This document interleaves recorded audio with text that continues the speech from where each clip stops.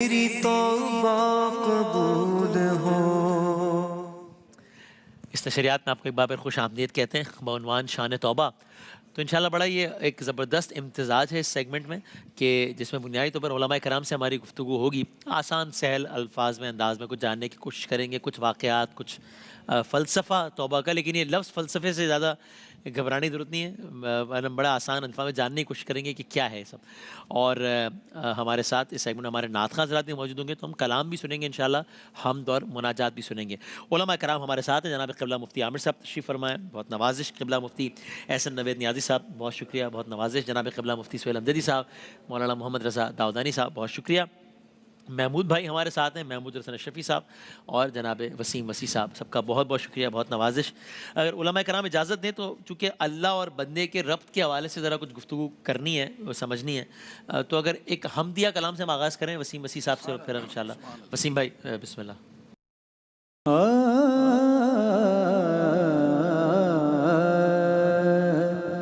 حق لا الہ الا اللہ، لا الہ الا اللہ، حق لا الہ الا اللہ، لا الہ الا اللہ، حسبی ربی جل اللہ،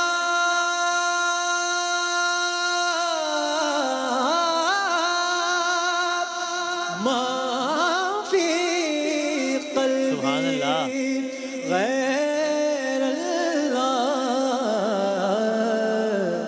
نور محمد صلی اللہ، لا الہ الا اللہ، لا الہ الا اللہ، لا الہ الا اللہ، کون و مکان میں ہے اللہ،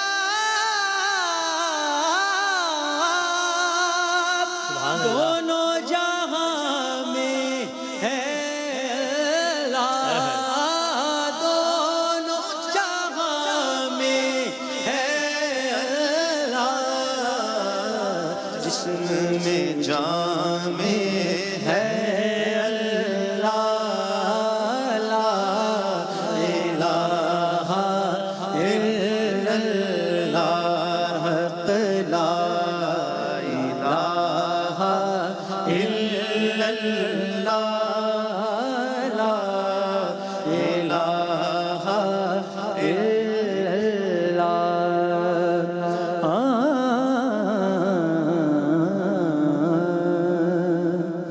ثنا گو پتا پتا ہے خدایا، دم بدم تیرا، زمین و آسمان تیرے ہیں، یہ موجود ہو عدم تیرا، دنیا میں تیرا کھا کر تیرے شکوے کرے یا رب، تعجب ہے کہ ہم پر بھی رہے لطف و کرو تیرا، لا الہ الا اللہ، لا الہ الا اللہ، لا الہ کی بولی بول، الا اللہ سے گرا کھول، لا الہ کی بولی بول، الا اللہ سے گرا کھول، اللہ سے قلب جگائی جا، سردار دل جوانی تو دنیا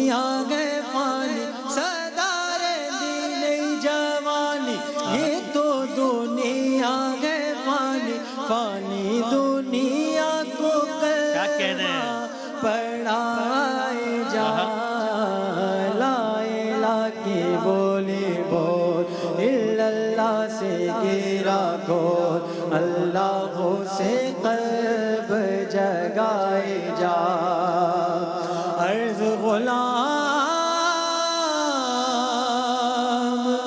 فقیر ہے اب داخل رحمت ہو ہم سب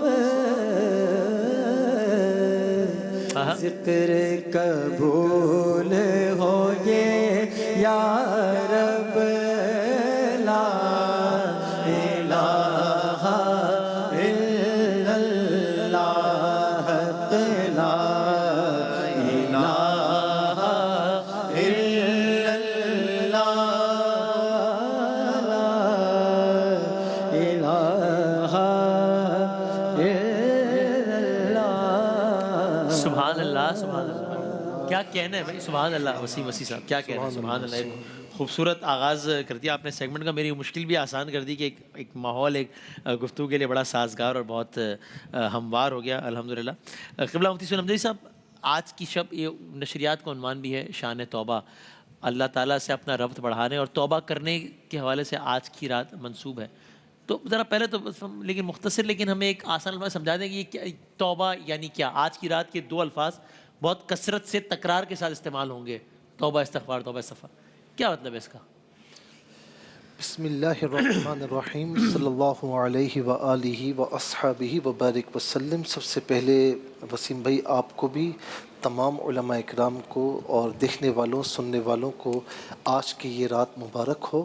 اللہ تعالیٰ اس رات کے صدقے میں ہماری مغفرت فرمائے اور ہمارے ملک پاکستان اور تمام مسلمانوں کی خیر فرمائے. اچھا، آپ نے جو بات بیان فرمائی یہ توبہ، توبہ نام ہے رجوع الی اللہ کا، لوٹنے کا. ٹھیک.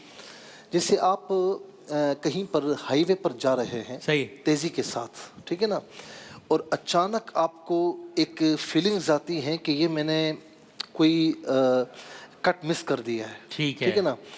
اب جب آپ جا رہے ہیں تو اس وقت تک آپ کو چین نہیں آئے گا جب تک آپ اگلا کٹ کہیں پر یو ٹرن لیں اور واپس اپنی جگہ پر ایسے راستے پر آ جائیں جو راستہ اپنی منزل کی طرف جائے. بالکل صحیح، ٹھیک ہے نا.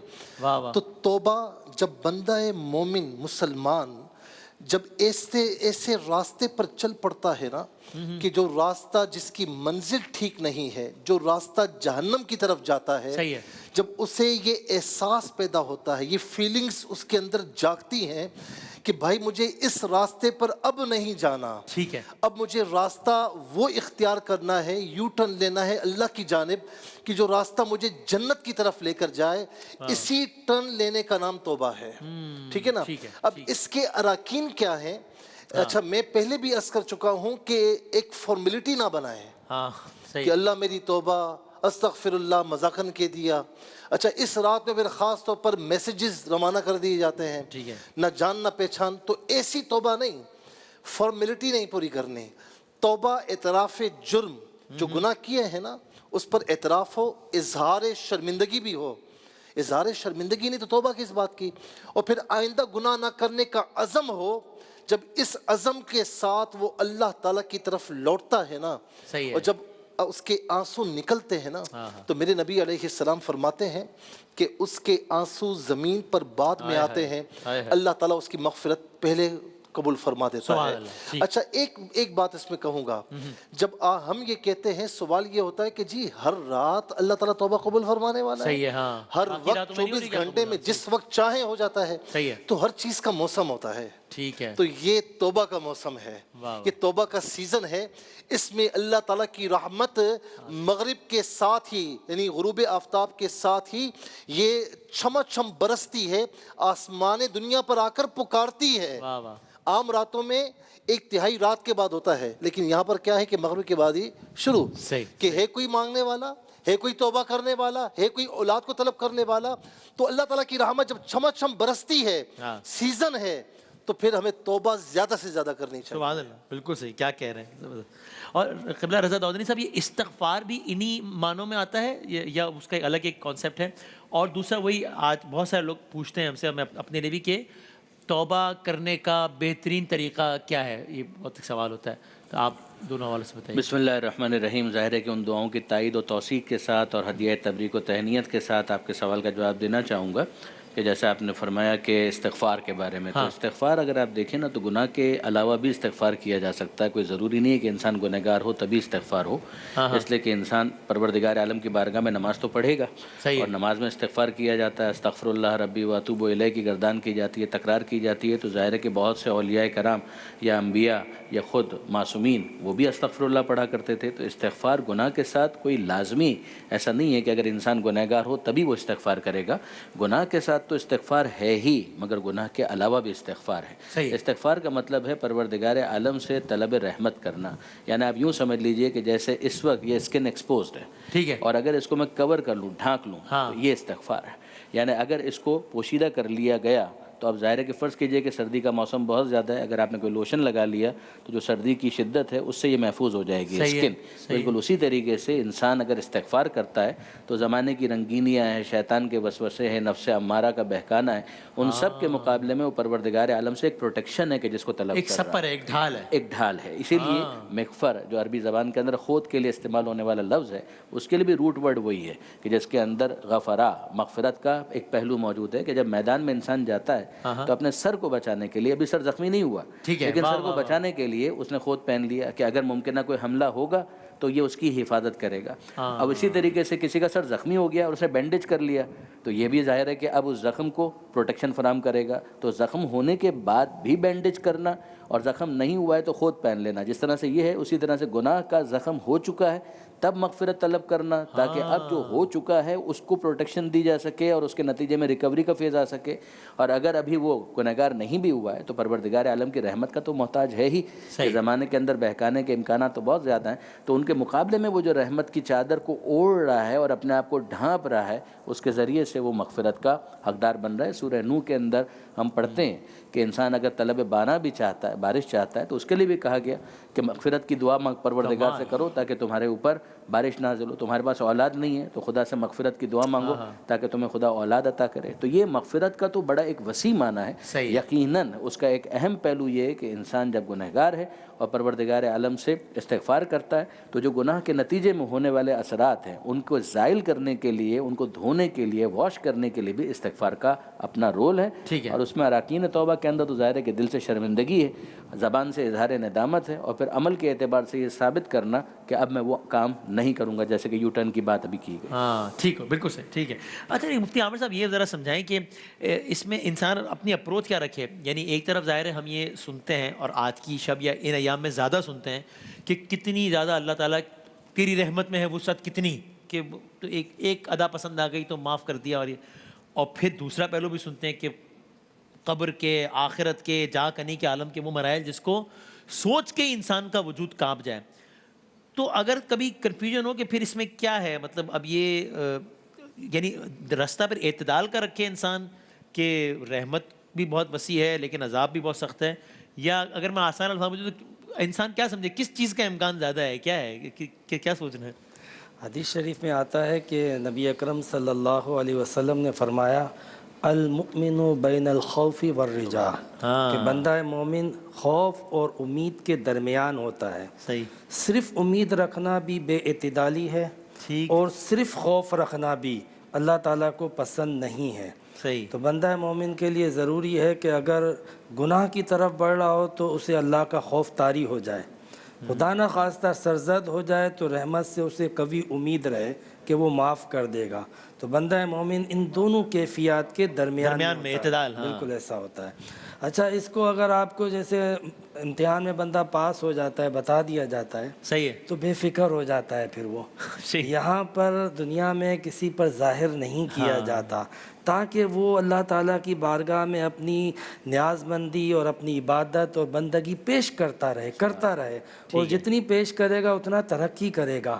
تو اللہ تعالیٰ کو یہ پسند ہے کہ بندہ جو ہے وہ اللہ تبارک و تعالیٰ کی عبادت میں، توبہ اور استغفار میں ہمہ وقت لگا رہے، مصروف رہے، تاکہ اگر اس کو معاف کر بھی دیا گیا ہے تو وہ اسے بروز قیامت جب اس معافی کی ضرورت ہوگی تب اسے بتایا جائے گا کہ تیری مغفرت ہو گئی ہے. لہٰذا اس اعتبار سے جو ہے وہ ہمیں اللہ تبارک و تعالیٰ سے عام دنوں میں بھی ڈرنا چاہیے گناہ کرتے ہوئے ہمیشہ اور توبہ کرنی چاہیے. پھر جو خاص ایام ہوتے ہیں، جو خاص راتیں ہوتی ہیں جس کی طرف امت کا اجماع یا امت کا ایک رجحان یا امت کا ایک عمل باقاعدہ ہمارے سامنے موجود ہے. نبی اکرم صلی اللہ علیہ وسلم سے ایک روایت جو ہے وہ قبرستان میں جانے کی ملتی ہے. اسی طریقے سے بعض روایاتوں میں اس رات کے حوالے سے توبہ قبول ہونے کا ذکر ملتا ہے. یہ ایک الگ بات ہے کہ ہمارے یہاں پہ جو روایتیں، میں ابھی رضا بھائی سے کہہ رہا تھا کہ حضور کا وہ عمل جو آپ ہمیشہ کرتے تھے، حدیث متواتر سے، نصوص قرآنیہ سے ثابت ہے، وہ نہیں کرتے ہیں، مگر جو ایک آدھ بار مل جائے تو اس کو ہم اتنی پابندی سے پکڑ لیتے ہیں.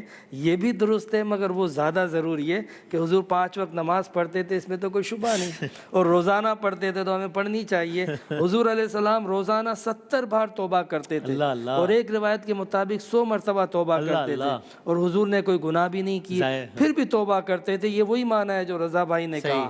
اور پھر ہم جیسے لوگ تو ہمیں تو واقعی جس طرح مفتی صاحب نے کہا کہ اپنی لائف کے اندر ایک زبردست یو ٹرن لینے کی ضرورت ہے، کیونکہ ہم رانگ وے پہ جا رہے ہیں، تو اس کا نتیجہ جو ہے وہ غلط آئے گا. صحیح. واہ واہ. تو قبلہ آپ یہ سمجھائیں نا، یعنی آسان الفاظ میں سمجھا دیں کہ ایک میری معبود و عبد کا ریلیشن شپ کیسا ہونا چاہیے، انسان اور خدا کا، ڈرنے والا، امید والا کہ نہیں خیر ہوگی انشاءاللہ، یا کیسا تعلق ہونا چاہیے؟ بسم اللہ الرحمن الرحیم. صلی اللہ علیہ حبیب محمد وعلی آلہ وصحبہ بارک وسلم. آپ کی اس بات پہ جو ہے وہ مجھے ایک روایت یاد آ گئی. اس روایت کے اندر یہ بیان ہے کہ اللہ تبارک و تعالیٰ 2 بندوں کو جہنم سے نکالے گا. اچھا. جہنم میں عذاب ہو رہا ہے، نکالنے کے بعد فرمایا گا تمہیں جو کچھ پہنچا تمہارے اعمال کا نتیجہ تھا. میں کسی پہ ظلم نہیں فرماتا، تمہارے ساتھ جو ہوا تمہارے اعمال کا نتیجہ ہے، لہذا تم دوبارہ واپس جہنم میں جاؤ. تو اب ایک آدمی دوڑ پڑے گا اور ایک آدمی انتہائی آہستہ آہستہ چلے گا. تو اللہ تبارک و تعالیٰ فرشتوں سے فرمائے گا روکو، بلاؤ. اب جو تیز تیز دوڑ کے جا رہا تھا اس سے اللہ تبارک و تعالیٰ پوچھے گا کہ تم دوڑ کے کیوں جا رہے ہو، اور اس کرے گا یا اللہ پہلے تیری نافرمانی کی تھی، اس کی سزا یہ بھگتی کہ اب بھی کرتا. اور جو آہستہ آہستہ جا رہا تھا اس سے اللہ تعالیٰ پوچھے گا تم کیوں آہستہ آہستہ جا رہے تھے، تو وہ آگے سے عرض کرے گا یا اللہ مجھے تیری رحمت سے یہ امید نہیں تھی کہ تو مجھے ایک دفعہ دوزخ سے نکال کے پھر دوزخ میں بھیج دے گا. تو اللہ تبارک و تعالیٰ نے اعلان فرمائے گا کہ میرے ان بندوں کو میری جنت میں لے جاؤ میری رحمت سے، یعنی ان دونوں بندوں کو جنت میں داخل کر دیا جائے گا. اب یہاں پہلو کیا ہے؟ پہلو یہ ہے کہ انٹینشن، نیت، کہ آپ کی نیت کتنا میٹر کرتی ہے، اور آپ کو اپنے رب کے ساتھ آپ کا تعلق کیسا ہونا چاہیے، اخلاص والا. کہ ہر فعل میں، اب فعل تو دونوں الگ الگ ہے نا بظاہر، کہ وہ دوڑ کے جا رہا ہے اور وہ آہستہ آہستہ جا رہا ہے، لیکن دونوں کے پیچھے جو انٹینشن ہے، دونوں کے پیچھے جو نیت ہے وہ نیت حسن ہے، وہ نیت صالح ہے، وہ نیت اپنے رب کے ساتھ جو تعلق ہے نا اس تعلق کی بنا پر ہے، تو وہ نیت کام آ رہی ہے. تو نیت اسی لیے یہ فرمایا بھی ہے نا کہ نیت المؤمن خیر من عملہ، مومن کی نیت اس کے عمل سے بہتر ہے. کہ اس کا ظہور کئی جگہوں پر ہوتا ہے، تو اس دنیا میں بھی اس کا ظہور ہے اور آخرت میں بھی اس کا ظہور ہونا ہی ہے، اس کی مختلف ڈائمینشنز ہیں. تو تعلق جو ہے بندے کا، عبد کا تعلق جو معبود کے ساتھ ہے وہ تعلق خوف والا بھی ہونا چاہیے، وہ تعلق امید والا بھی ہونا چاہیے.